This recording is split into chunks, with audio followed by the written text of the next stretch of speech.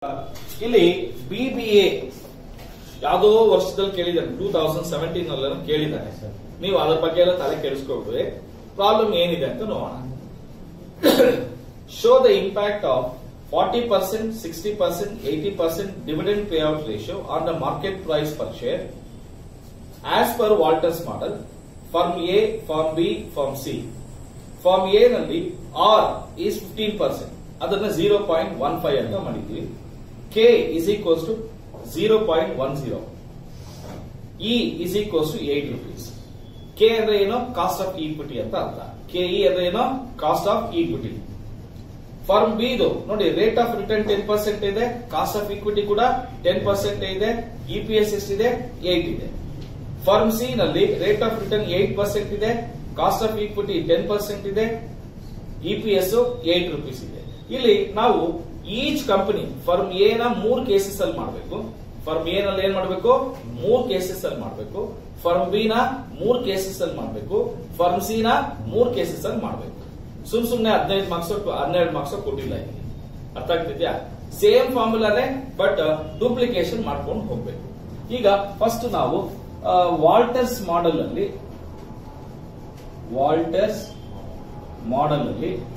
Firm ಎದು hack ಮಾಡೋದು ಅಂತ ನೋಡೋಣ.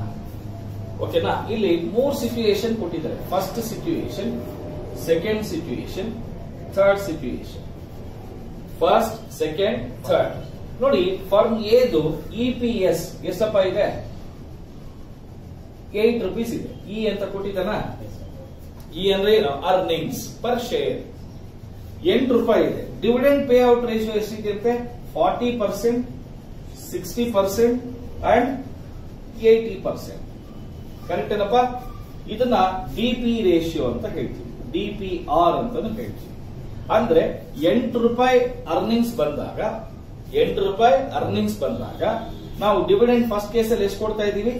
40%. ಅಂದ್ರೆ ಡಿ ಫಸ್ಟ್ ಕೇಸ್ ಅಲ್ಲಿ 4,32 3 ರೂಪಾಯಿ 20 ಪೈಸೆ ಡಿವಿಡೆಂಡ್ ಕೊಡ್ತೀವಿ. ಓಕೆನಾ?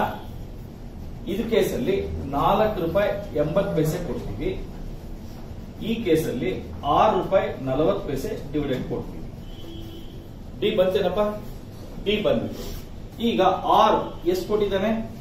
0.15, 0.15, 0.15. ಕೆಇ ಎಷ್ಟು ಕೊಟ್ಟಿದ್ದಾನಪ್ಪ? 0.10, 0.10, 0.10. ಅಷ್ಟೇ ಏನಪ್ಪ? ಈಗ ನಾನು P is equals to D plus R into E minus D KE whole divided by K. ಓಕೆನಾ? ಫಾರ್ಮುಲಾ ಹಾಕಿದ್ನಾ? ಈಗ ಪಟ್ಟ ಮಾಡ್ಕೊಂಡು ಹೋಗ್ತಾ ಇರೋದಷ್ಟೇ, ಇನ್ನೇನು ಇಲ್ಲ. ಈಗ ಪಿ ಗೊತ್ತಿಲ್ಲ. ಫಸ್ಟ್ ಕೇಸ್ ಅಲ್ಲಿ ಡಿವಿಡೆಂಡ್ ಎಷ್ಟಪ್ಪ ಕೊಡ್ತಾ ಇದೀವಿ? 3 ರೂಪೀಸ್ 20 ಪೈಸೆ ಪ್ಲಸ್ ಆರ್ ಎಷ್ಟಪ್ಪ ಇದೆ? 0.15. ಅರ್ನಿಂಗ್ಸ್ ಎಷ್ಟಿದೆ? 8 ಇದೆ. ಡಿವಿಡೆಂಡ್ ಎಷ್ಟು ಕೊಡ್ತಾ ಇದೀವಿ? 3.20 whole divided 0.10 hole divided by 0.10. ಇದನ್ನ ಸಿಂಪ್ಲಿಫಿಕೇಶನ್ ಮಾಡೋದು ಹೇಗೆ? ನಮ್ಮ ಕಾಮರ್ಸ್ ಸ್ಟೂಡೆಂಟ್ಸ್ ಗೆ ದೊಡ್ಡ ತಾಪತ್ರಯ ಏನ್ ಗೊತ್ತಾ? ಮ್ಯಾಥಮೆಟಿಕ್ಸ್. ಅದೇ ಬರೋಲ್ಲ. ನಾನು ಹೇಳ್ಕೊಡ್ತೀನಿ, ಸಿಂಪಲ್ ಆಗಿ ಹೇಳ್ಕೊಡ್ತೀನಿ. ಫಸ್ಟ್ 3.20 ಹಾಗೆ ಹೇಳಿ, ಪ್ಲಸ್ ಈಗ 8 ಮೈನಸ್ 3.20 ಎಷ್ಟು ಬರುತ್ತೆ ಹೇಳಿ? 4.80. 4.8 ಪ್ಲಸ್ ಬರ್ತಾ ಇದೆ ಇಂಟು 0.15. 4.8 ಇಂಟು 0.15 0.72. ಇನ್ನೊಂದು ಸ್ಟೆಪ್ ಅಲ್ಲಿ ಹೋಗೋಣ. Divided by 10 hole divided by 0.10. ಈಗ 3.20 ಪ್ಲಸ್ ನೋಡಿ 0.72 ಡಿವೈಡೆಡ್ ಬೈ 10 7.2 ಡಿವೈಡೆಡ್ ಬೈ 0.10. ಈಗ 3.2 ಪ್ಲಸ್ 7.2 ಅಂತ ಹೇಳಿದ್ರೆ 10.40. 10.40 ಡಿವೈಡೆಡ್ ಬೈ 0. ಅಂದ್ರೆ 104 ರೂಪೀಸ್ ಪರ್ ಶೇರ್ ಬರುತ್ತೆ. ಕರೆಕ್ಟ್ ಏನಪ್ಪ? ಅಂದ್ರೆ ಮಾರ್ಕೆಟ್ ಅಲ್ಲಿ ನಮ್ಮ ಕಂಪನಿ ಮಾರ್ಕೆಟ್ ಪ್ರೈಸ್ ಎಷ್ಟು ರೂಪಾಯಿ ಇದೆ? 104 ರೂಪಾಯಿ ಇದೆ. ಯಾವಾಗ ಡಿವಿಡೆಂಡ್ ಅನ್ನ ನಾವು 8 ರೂಪಾಯಿ ಅರ್ನಿಂಗ್ಸ್ ಮಾಡಿ ಬರೀ 3 ರೂಪಾಯಿ 20 ಪೈಸೆ ಡಿವಿಡೆಂಡ್ ಕೊಟ್ರೆ ಮಾರ್ಕೆಟ್ ಅಲ್ಲಿ ನಮ್ ಪ್ರೈಸ್ ಎಷ್ಟಿದೆ 104 ರೂಪಾಯಿ ಇದೆ. ಇದು ಫಸ್ಟ್ ಕೇಸ್ ಅಲ್ಲಿ ಆಯ್ತು, ಕರೆಕ್ಟಾ? ಈಗ ಸೆಕೆಂಡ್ ಕೇಸ್ ಅಲ್ಲಿ ನೋಡೋಣ. ಸೆಕೆಂಡ್ ಕೇಸ್ ಅಲ್ಲಿ ನೋಡಿ, ಡಿವಿಡೆಂಡ್ 4 ರೂಪಾಯಿ 80 ಪೈಸೆ ಕೊಡ್ತಾ ಇದ್ದೀವಿ, plus 0.15 8 minus 4.8 divided by 0.10 whole divided by 0.10. ಈಗ 4.80 ಪ್ಲಸ್ 8.4 minus 4.80 ಅಂದ್ರೆ 3.20, ಕರೆಕ್ಟಾ? 3.2 into 0.15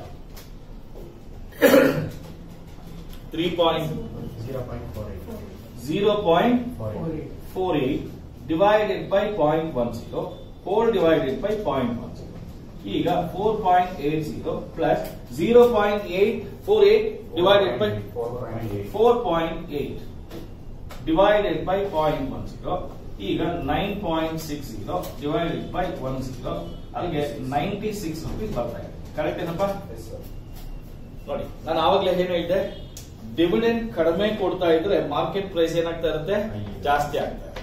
ಇಲ್ಲಿ ಡಿವಿಡೆಂಡ್ 3 ರೂಪಾಯಿ 20 ಪೈಸೆ ಬದಲು ಎಷ್ಟು ಕೊಟ್ವಿ, 4 ರೂಪಾಯಿ 80 ಪೈಸೆ ಕೊಟ್ವಿ. ಮಾರ್ಕೆಟ್ ಪ್ರೈಸ್ ಏನಾಯ್ತು, ಕಡಿಮೆ ಆಗುತ್ತೆ. ಕರೆಕ್ಟಾ? ನೋಡಿ, ನಾನು ಎಲ್ಲ ಹೇಳಿರೋ ಅಸಂಪ್ಷನ್ಸ್ ಎಲ್ಲ ಕೂಡ, ಅಸಂಪ್ಷನ್ಸ್ ಎಲ್ಲ ಫ್ಯಾಕ್ಟ್ಸ್ ಎಲ್ಲ ಕೂಡ ಪ್ರೂವ್ ಆಗ್ತಾ ಇದೆ. ಇದು ಸೆಕೆಂಡ್ ಕೇಸ್ ಅಲ್ಲಿ ಆಯ್ತು. ಥರ್ಡ್ ಕೇಸ್ ಅಲ್ಲಿ ನೋಡೋಣ.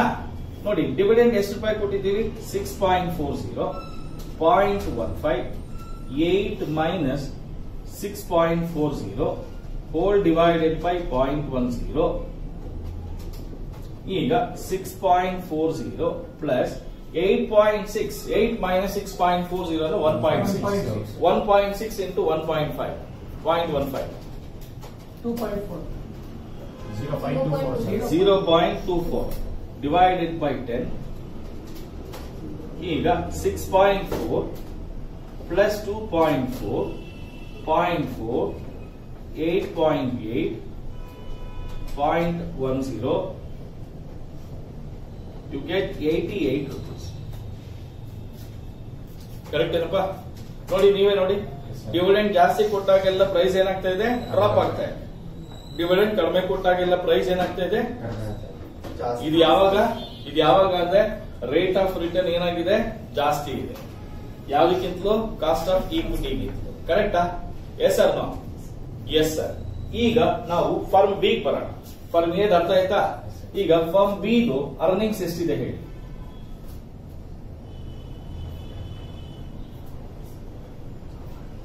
ಫರ್ಮ್ ಬಿ ಈ ಎಷ್ಟಿದೆ ಹೇಳ್ತೀನಿ. ಕ್ವಶನ್ ನೋಡ್ರಿ, ಎಷ್ಟಿದೆಪ್ಪ? 8 ರೂಪೀಸ್ ಇದೆಯಾ? 1 ನಿಮಿಷ. ಇದು 8 ರೂಪೀಸ್ ಇದೆ. 40% ಕೊಟ್ರೆ ಅಲ್ಲಿಗೆ 3 ರೂಪೀಸ್ 20 ಪೈಸೆ ಡಿವಿಡೆಂಡ್, 4 ರೂಪೀಸ್ 80 ಪೈಸೆ ಡಿವಿಡೆಂಡ್, 6 ರೂಪೀಸ್ 40 ಪೈಸೆ ಡಿವಿಡೆಂಡ್. ಕರೆಕ್ಟಾ?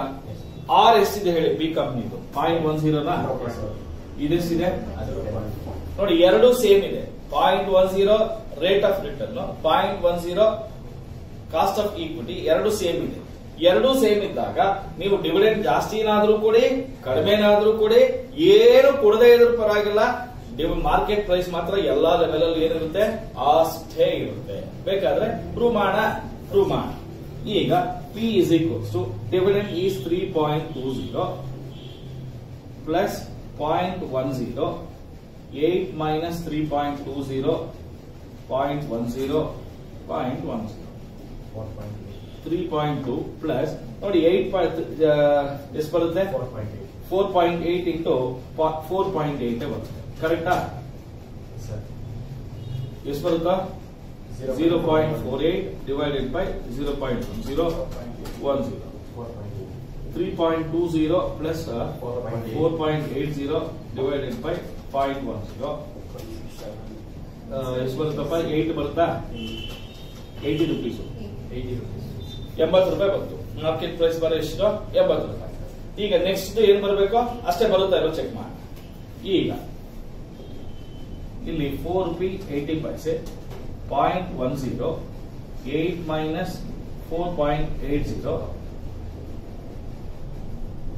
ನೋಡೋಣ. 4.8 ಪ್ಲಸ್ ನೋಡಿ 0.10 into 3.2 ಅಂದ್ರೆ 0.32 ನಾ ಕರೆಕ್ಟ್. ಈಗ 4.8 ಪ್ಲಸ್ 3.2 ಡಿವೈಡೆಡ್ ಬೈ 4.10 ಅಲ್ಲಿಗೆ ಎಷ್ಟು ಬರುತ್ತಪ್ಪ? 80 ಬರುತ್ತೆ. 8 ಡಿವೈಡೆಡ್ ಬೈ 0.10 ಅಂದ್ರೆ ಎಷ್ಟು ಬರ್ತಾ ಇದೆ? 80 ಬರ್ತಾ ಇದೆ. ಕರೆಕ್ಟಾ? ಲಾಸ್ಟ್ ಕೇಸಲ್ಲಿ ನೋಡೋಣ, ನಾನು ಹೇಳಿರೋದು ಸರಿನಾ ತಪ್ಪಾ ಅದನ್ನ ನಾವು ಕ್ರಾಸ್ ವೆರಿಫಿಕೇಶನ್ ಮಾಡ್ತಾ ಇದ್ವಿ. ಈಗ ಇಲ್ಲಿ ನೋಡೋಣ, ಇಲ್ಲಿ 6 rupees 40 paise 0.10 8 minus 6.4 whole divided by 0.10 whole divided by 6.4 0.10 into 1.2 1.60 6.4 0.16 divided by 0.10 ಈಗ 6.4 plus 1.6 divided by 0.10 ಕರೆಕ್ಟಾ? ಎಷ್ಟು ಬರ್ತಾ ಇದೆ? ನಾನೇನ್ ಹೇಳ್ತೀನಿ ಹೇಳಿ, when your rate of return and cost of equities remain same with all the cases. ಅರ್ಥ ಆಯ್ತಾ? ಫಾರ್ ಬಿ ದು rate of return cost of equity ಎರಡು ಸೇಮ್ ಇದೆ. ಸೇಮ್ ಇರೋದ್ರಿಂದ ಏನಾಗ್ತಾ ಇದೆ? ಮಾರ್ಕೆಟ್ ಪ್ರೈಸ್ ಅಷ್ಟೇ ಬರ್ತಾ ಇದೆ. ಅರ್ಥ ಆಗ್ತಿದ್ದೀನಮ್ಮ? ಇದು ಫರ್ಮ್ ಬಿ ದು ನಾವು ಕ್ಯಾಲ್ಕುಲೇಟ್ ಮಾಡಿದ್ವಿ. ಈಗ ಫರ್ಮ್ ಸಿ ಇದೆ ಹೇಗೆ ಮಾಡೋದು ಅದನ್ನು ನೋಡೋಣ. ಫರ್ಮ್ ಸಿ ಇದೆ ಎಷ್ಟಿದೆ? ಈ ಎಷ್ಟಿದೆ ಹೇಳಿ? ಅದನ್ನು 8ನಾ? ಓಕೆ. ರೇಟ್ ಎಷ್ಟಿದೆ? 0.8. ಒಂದು ನಿಮಿಷ. ಇದು 3.20. ಆರ್ ಎಷ್ಟಿದೆಪ್ಪ? 0.08. 0.08 0.08 0.08. Cost of equity 0.10. ನೋಡಿ, ಇದು ಒಂದ್ ಸ್ವಲ್ಪ ರಿವರ್ಸ್ ನನ್ನ ಮಾಡೋದು. ಕರೆಕ್ಟಾ? ನಾವು ಅನ್ಕೊಂಡಿರೋದಕ್ಕಿಂತಲೂ ಕಡಿಮೆ ಬರ್ತಾ ಇದೆ. ನಾವು ಕೊಡ್ಬೇಕಾಗಿರೋದಕ್ಕಿಂತ ಏನಾಗ್ತಾ ಇದೆ? ಕಡಿಮೆ ಬರ್ತಾ ಇದೆ. ಹೌದಾ? ಆಗ ನಾವು ಎಷ್ಟು ಡಿವಿಡೆಂಡ್ಸ್ ಅನ್ಕೊಂಡಿದೀವಲ್ವಾ, 8 rupees ಡಿವಿಡೆಂಡ್ ಕೊಟ್ಬಿಟ್ರು ನಮ್ಗೆ ಮಾರ್ಕೆಟ್ ಪ್ರೈಸ್ ಏನಾಗುತ್ತೆ? ಜಾಸ್ತಿ ಬರ್ತಾ ಇರ್ತದೆ. ಅಂದ್ರೆ ಜಾಸ್ತಿ ಡಿವಿಡೆಂಡ್ ಕೊಟ್ಟಾಗ ಮಾರ್ಕೆಟ್ ಪ್ರೈಸ್ ಚೆನ್ನಾಗಿರುತ್ತೆ. ಕಡಿಮೆ ಡಿವಿಡೆಂಡ್ ಕೊಟ್ಟಾಗ ಮಾರ್ಕೆಟ್ ಪ್ರೈಸ್ ಏನಾಗ್ತಾ ಇರ್ತದೆ? ಕಡಿಮೆ ಬರ್ತಾ. ಕಡಿಮೆ ಡಿವಿಡೆಂಡ್ ಕೊಟ್ರೆ ಕಡಿಮೆ ಮಾರ್ಕೆಟ್ ಪ್ರೈಸ್, ಜಾಸ್ತಿ ಡಿವಿಡೆಂಡ್ ಕೊಟ್ರೆ ಜಾಸ್ತಿ ಮಾರ್ಕೆಟ್ ಪ್ರೈಸ್.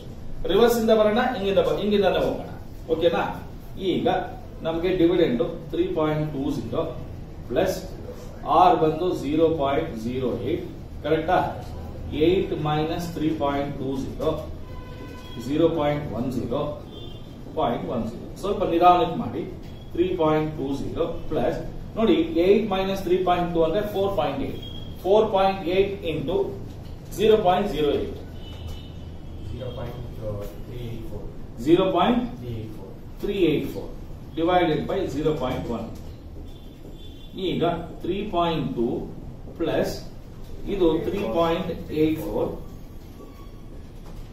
ಈಗ ಟೋಟಲ್ ಎಷ್ಟು ಬರ್ತಾ ಇದೆ ಅಂದ್ರೆ 67.04 ಡಿವೈಡೆಡ್ ಬೈ 0.10 ಅಂದ್ರೆ 70 rupees 40 paise ಬರ್ತಾ ಇದೆ. ಕರೆಕ್ಟ್ ಏನಪ್ಪ?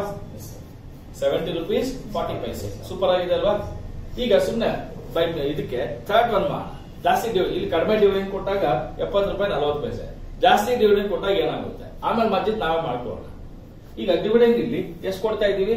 6.40 plus 0.08 8 minus 6.40 whole divided by 0.10.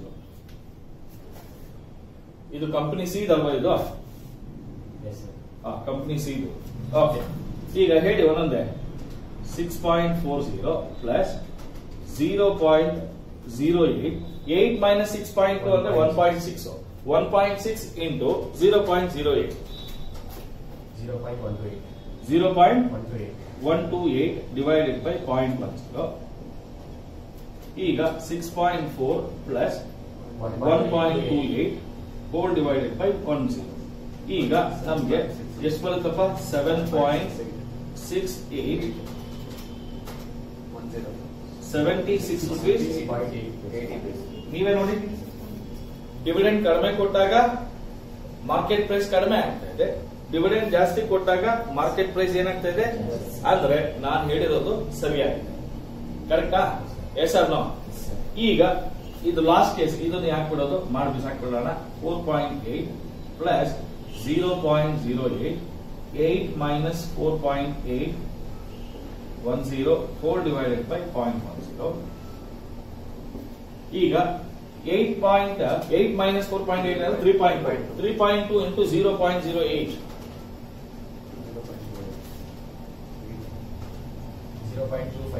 0.256 divided by 0.10.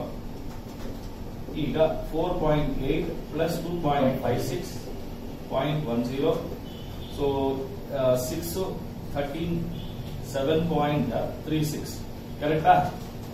Divided by 0.10 73 rupees 60 paise. ನೋಡಿ ಕಡಿಮೆ ಡಿವಿಡೆಂಡ್ ಕೊಟ್ಟ ಕಡಿಮೆ, ಸ್ವಲ್ಪ ಜಾಸ್ತಿ ಕೊಟ್ಟ ಸ್ವಲ್ಪ ಜಾಸ್ತಿ, ಇನ್ ಸ್ವಲ್ಪ ಜಾಸ್ತಿ ಕೊಟ್ಟ ಜಾಸ್ತಿ. ಇದು ವಾಲ್ಟಸ್ ಮಾಡೆಲ್ ಅಲ್ಲಿ ಇರ್ತಕ್ಕಂಥ. ನೋಡಿ ವಾಲ್ಟಸ್ ಮಾಡೆಲ್ ನಲ್ಲಿ ಯಾವಾಗಲೂ ಅಷ್ಟೇ ರೇಟ್ ಆಫ್ ರಿಟರ್ನ್ ಜಾಸ್ತಿ ಇದ್ದು ಕಾಸ್ಟ್ ಆಫ್ ಈಕ್ವಿಟಿ ಕಡಿಮೆ ಇದ್ರೆ ಆಗ ಡಿವಿಡೆಂಡ್ ಎಷ್ಟು ಕಡಿಮೆ ಕೊಡ್ತೀರಾ ಅಷ್ಟು ಮಾರ್ಕೆಟ್ ಪ್ರೈಸ್ ಜಾಸ್ತಿ.